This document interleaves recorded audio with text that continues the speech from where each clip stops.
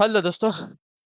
Good evening, नमस्कार। आप सभी का एक बार जो है फिर से बहुत बहुत स्वागत है आप सभी के अपने यूट्यूब चैनल परीक्षा की शिक्षा में।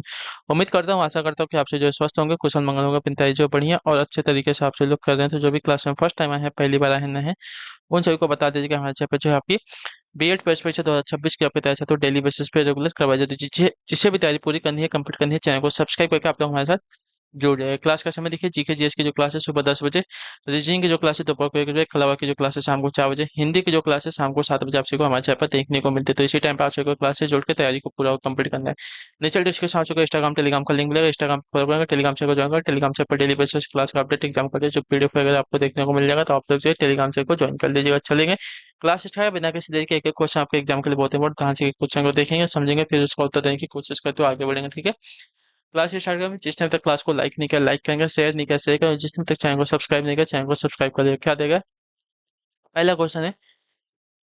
क्लास स्टार्ट करते हैं, चलिए पहला क्वेश्चन देखते हैं। कुचबास प्रदेश में लोहा इस्पात उद्योग के व्यापक रूप से संकेंद्रित होने का क्या कारण थे? कुचबास प्रदेश में लोहा इस्पात उद्योग के व्यापक रूप से संकेंद्रित होने का कारण क्या है? तो इसका कारण है कोयले की उपलब्धता। ठीक है, यानी कि वहां पे कोयले की उपलब्धता है, इसके वजह से वहां पे लौह इस्पात उद्योग जो है व्यापक रूप से संकेंद्रित है। ठीक है, तो ऑप्शन नंबर जो हमारा बी दिया गया आपका राइट आंसर होगा, कुछ प्रदेश में। तो क्लियर सभी को। अगले क्वेश्चन को देखेंगे, आपका 52वां प्रश्न क्या देगा है। प्रथमतः सौर मंडल के बारे में विश्व के समक्ष जानकारी प्रस्तुत करने का श्रेय जो है निम्न में से किस विद्वान को है? सौर मंडल के बारे में सबसे पहले विश्व के सामने जानकारी प्रस्तुत करने का जो श्रेय है किससे दिया जाता है? तो यह दिया जाता है हमारा कॉपरनिकस को। ठीक है, ऑप्शन नंबर जो हमारा बी दिया गया आपका राइट आंसर हो जाएगा। क्लियर। सौर मंडल के बारे में विश्व के सामने जानकारी प्रस्तुत करने का जो श्रेय है कॉपरनिकस को दिया जाता है। चलिए अगला प्रश्न देखेंगे, आपका 53वां। भूगोल को एक अलग अध्ययन शास्त्र के रूप में स्थापित करने का जो श्रेय है निम्न में से किस विद्वान को है, बताइए। भूगोल को एक अलग अध्ययन शास्त्र के रूप में स्थापित करने का जो श्रेय है निम्नलिखित में से किस विद्वान को है? तो इनका है हिकैटियस को। ठीक है, हिकैटियस को जाता है भूगोल को एक अलग अध्ययन शास्त्र के रूप में स्थापित करने का श्रेय। ठीक है, तो ऑप्शन नंबर जो टी दिया गया है राइट आंसर होगा। अगले क्वेश्चन को देखेंगे, आपका क्या है 54वां प्रश्न, ध्यान से देखिएगा, बताइएगा राइट आंसर क्या हो जाएगा।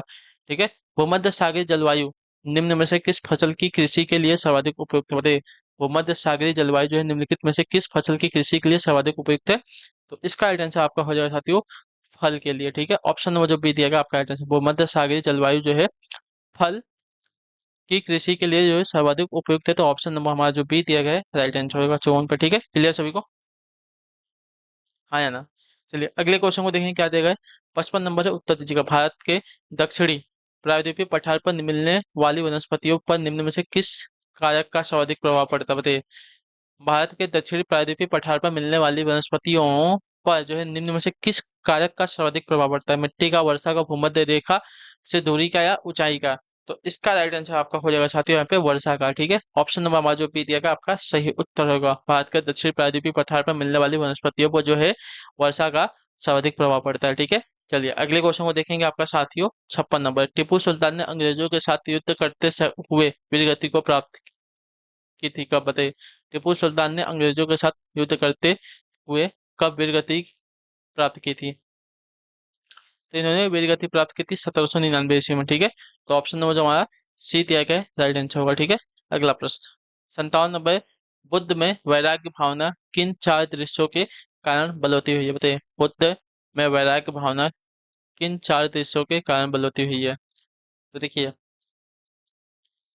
इसका सही उत्तर होगा यहाँ पे बूढ़ा, रोगी, मृतक, सन्यासी के। ठीक है, ऑप्शन नंबर जो ये दिया गया है आपका राइट आंसर होगा। क्लियर होगा इसके में बुद्ध के बुद्ध में वैराग्य भावना, बूढ़ा, रोगी, मृतक, सन्यासी, इन चार दृश्यों के आधार पर क्या है बलवती हुई है। तो ऑप्शन नंबर हमारा जो ये दिया गया है आपका राइट आंसर होगा। अगले क्वेश्चन को देखेंगे, आपका है 58वां प्रश्न, उत्तर दीजिएगा राइट आंसर आपका क्या होगा। ठीक है, क्या पूछा गया है। 58, सम्राट अशोक की वह कौन सी पत्नी थी जिसने उसे सबसे ज्यादा प्रभावित किया था, बताइए। सम्राट अशोक की वह पत्नी कौन थी जिसने उसे सबसे ज्यादा प्रभावित किया था? तो इसकी पत्नी का नाम था यहाँ पे कारुवाकी। ठीक है, ऑप्शन नंबर जो डी दिया गया आपका राइट आंसर हो जाएगा। और सम्राट अशोक की पत्नी का नाम था कारुवाकी जिसने उसको सर्वाधिक प्रभावित किया था। चलिए 59 है, 59 नंबर। निम्नलिखित में से सबसे प्राचीन राजवंश कौन सा होते? सबसे प्राचीन राजवंश कौन सा है? तो सबसे प्राचीन राजवंश की अगर इसमें बात करेंगे तो आपका यहाँ पे मौर्य राजवंश हो जाएगा। ठीक है, मौर्य वंश जो है सबसे प्राचीन हो जाएगा इन चारों में से, गुप्त वंश, कुषाण वंश और कर्ण वंश में से मौर्य वंश जो है सबसे प्राचीनतम हो जाएगा। क्लियर। चलिए, 60 नंबर है, अशोक के शिलालेखों को पढ़ने वाला प्रथम अंग्रेज कौन था, बताइए। अशोक के शिलालेखों को पढ़ने वाला प्रथम अंग्रेज कौन था? तो जेम्स प्रिंसेप। ठीक है, ऑप्शन नंबर हमारा बी जो दिया गया राइट आंसर होगा। क्लियर सभी को। चलिए, अगले क्वेश्चन को देखेंगे क्या देगा है। 61 सातवीं पंचवर्षीय योजना में भारत में खाद्यान्नों का औसत वार्षिक उत्पादन कितना हो, बताइए। सातवीं पंचवर्षीय योजना में भारत में खाद्यान्नों का औसत वार्षिक उत्पादन कितना हुआ, बताइए। तो यह हुआ था आपका 1550 लाख टन। ठीक है, तो ऑप्शन नंबर जो सी दिएगा आपका राइट आंसर। सातवीं पंचवर्षीय योजना में भारत में खाद्यान्नों का औसत वार्षिक उत्पादन जो है 1550 लाख टन हुआ था। ठीक है, तो ऑप्शन नंबर सी हमारा सही उत्तर होगा। चलिए, अगले क्वेश्चन को देखेंगे आपका क्या देगा है। 62 नंबर, पांचवी आर्थिक जनगणना के अनुसार भारत में औद्योगिक इकाइयों की सर्वाधिक संख्या निम्न में से किस राज्य में, बताइए। पांचवी आर्थिक जनगणना के अनुसार भारत में औद्योगिक इकाइयों की सर्वाधिक संख्या निम्न में से किस राज्य में है? तो इसमें से आपका राइट आंसर आपका हो जाएगा साथियों तमिलनाडु राज्य में। ठीक है, ऑप्शन नंबर हमारा डी राइट होगा। पांचवी आर्थिक जनगणना के अनुसार भारत में औद्योगिक इकाइयों की सर्वाधिक संख्या जो है तमिलनाडु राज्य में है। किसकी? औद्योगिक इकाइयों की। ठीक है, याद रखिएगा। औद्योगिक इकाइयों की सर्वाधिक संख्या किसमें है? तमिलनाडु राज्य में। ठीक है, पांचवी आर्थिक जनगणना के अनुसार। अगला क्वेश्चन देखेंगे आपका साथियों 63 नंबर, आदर्श उत्पादन की संकल्पना संकल्पना को किसने जो है आर्थिक कल्याण का सूचक माना है, बताइए। आ- हम्म, आदर्श उत्पादन आदर्श उत्पादन की संकल्पना को किसने जो है आर्थिक कल्याण का सूचक माना है? तो इसका सही उत्तर आपका होगा साथियों यहाँ पे पीगू ने। ठीक है, ऑप्शन नंबर जो सी दिएगा आपका राइट आंसर। आदर्श उत्पादन की संकल्पना को जो है पीगू ने आर्थिक कल्याण का सूचक माना है, तो ऑप्शन नंबर हमारा सी जो दिया गया है राइट आंसर। अगले क्वेश्चन को देखेंगे आपका साथियों 64 नंबर, आंकड़ों को प्रतीक चित्र द्वारा प्रस्तुत करने की विधि विकसित की थी किसने, बताइए। आंकड़ों को प्रतीक चित्र द्वारा प्रस्तुत करने की विधि को विकसित की थी किसने?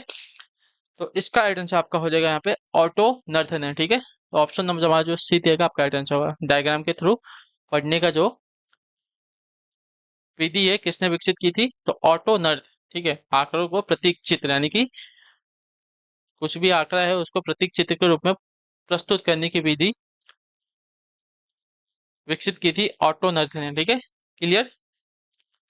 चलिए, 65 65 नंबर है, उत्तर देने की कोशिश करेंगे। राइट आंसर, अग्रिम कर किन किन महीनों में देय होता है, बताइए। अग्रिम कर जो है निम्न में से किन किन महीनों में देय होता है? तो अग्रिम कर जो है आपका फरवरी, जून और अक्टूबर, इन महीनों में क्या होता है? देय होता है, याद रखिएगा। ठीक है, अग्रिम कर जो है फरवरी, जून और अक्टूबर, इन महीनों में क्या होता है? देना होता है। चलिए, 66 नंबर है, सहयोगी वे समूह हैं जो एक ऐसे उद्देश्य की प्राप्ति के लिए मिलजुल कर कार्य करते हैं जिसको सभी चाहते हैं, निम्न में से यह कथन किसका है? तो यह कथन जो है हमारे ग्रीन का है। ठीक है, ऑप्शन नंबर हमारा जो टी दिया गया आपका राइट आंसर होगा। सहयोगी वे समूह हैं जो एक ऐसे उद्देश्य की प्राप्ति के लिए मिलजुल कर कार्य करते हैं जिसको सभी चाहते हैं। ठीक है, तो यह कथन जो है ग्रीन का है।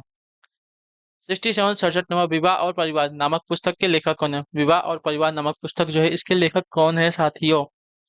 देखिए, इस पुस्तक के लेखक की अगर बात करेंगे तो के एम कपाड़िया हो जाएंगे। ऑप्शन नंबर जो ये दिएगा आपका राइट आंसर, विवाह और परिवार नामक पुस्तक के लेखक हमारे के एम कपाड़िया। ठीक, क्लियर। चलिए, ऑप्शन नंबर ये हमारा सही उत्तर है। 68 68 नंबर, उत्तर दीजिएगा, परिवर्तन की प्रक्रिया जिसमें प्रभु संस्कृति पहले विभक्त होती है और फिर अपनी खोई अविभाज्यता को प्राप्त करने के लिए प्रतिक्रिया करती है, क्या कही जाती है? बताइए। परिवर्तन की प्रक्रिया जिसमें प्रभु संस्कृति पहले विभक्त होती है फिर अपनी खोई अविभाज्यता को प्राप्त करने के लिए प्रतिक्रिया करती है, वो क्या कहलाती है? तो प्रति संस्कृतिकरण कहलाती है, याद रखिएगा। ठीक है, तो ऑप्शन नंबर हमारा डी राइट होगा। क्लियर सभी को इसके बारे में। चलिए, अगला प्रश्न देखेंगे आपका 69 नंबर है, उत्तर दीजिएगा राइट आंसर होगा। क्या देगा, निम्नलिखित में से कौन सा कथन जो है संस्कृति से संबंधित है, बताइए। कौन सा कथन जो है संस्कृति से संबंधित है? तो संस्कृति से संबंधित कथन आपका अनुवांशिक गुणों की समग्रता है। ठीक है, समग्रता है, तो ऑप्शन नंबर जो ए दिया गया आपका राइट आंसर होगा। ठीक, अनुवांशिक गुणों की समग्रता संस्कृति से संबंधित कथन हो जाएगी, तो ऑप्शन नंबर ए हमारा राइट होगा। चलिए, अगला प्रश्न है 70 नंबर प्रश्न, उत्तर दिएगा, जब नगरीय जनसंख्या में वृद्धि होती है, ठीक है, जब नगरीय जनसंख्या में वृद्धि होती है और संपूर्ण जनसंख्या में नगरीय जनसंख्या का अनुपात स्थिर रहता है तो इसे क्या कहा जाता है? तो इसे कहा जाता है हमारा नगरीय वृद्धि। ठीक है, ऑप्शन नंबर जो हमारा सी दिया गया आपका राइट आंसर। जब नगरीय जनसंख्या में वृद्धि होती है और संपूर्ण जनसंख्या में नगरीय जनसंख्या का अनुपात स्थिर रहता है तो इसे जो है नगरीय वृद्धि कहते हैं। तो ऑप्शन नंबर हमारा सी सही उत्तर होगा। चलिए, 71 नंबर प्रश्न पूछेगा, मानसिक स्वास्थ्य का अर्थ क्या होता है। अच्छा, मानसिक स्वास्थ्य का अर्थ वास्तविकता के धरातल पर वातावरण से प्राप्त सामंजस्य स्थापित करने की योग्यता। यह परिभाषा किसने दी? बताइए। मानसिक स्वास्थ्य का अर्थ होता है कि वास्तविकता के धरातल पर वातावरण से पर्याप्त सामंजस्य स्थापित करने की योग्यता। यह परिभाषा किसने दी थी? तो यह परिभाषा हमारी दी थी साथियों यहाँ पे लाइडेल ने। ठीक है, ऑप्शन नंबर जो बी दिया गया आपका राइट आंसर होगा। चलिए, अगला प्रश्न देखेंगे आपके सामने क्या है। 72 नंबर, निम्न में से कौन सी छात्रा को प्रेरित करने वाली विधि है? बताइए, निम्नलिखित में से कौन सी जो है छात्रा को प्रेरित करने वाली विधि है?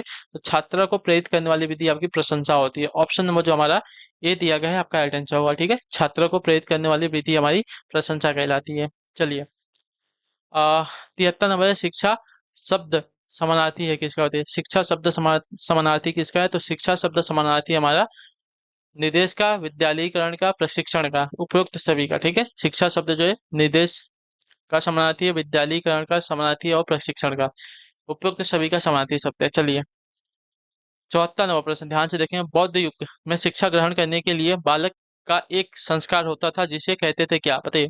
बौद्ध युग में शिक्षा को ग्रहण करने के लिए एक बालक का संस्कार होता था, उसे क्या कहते थे?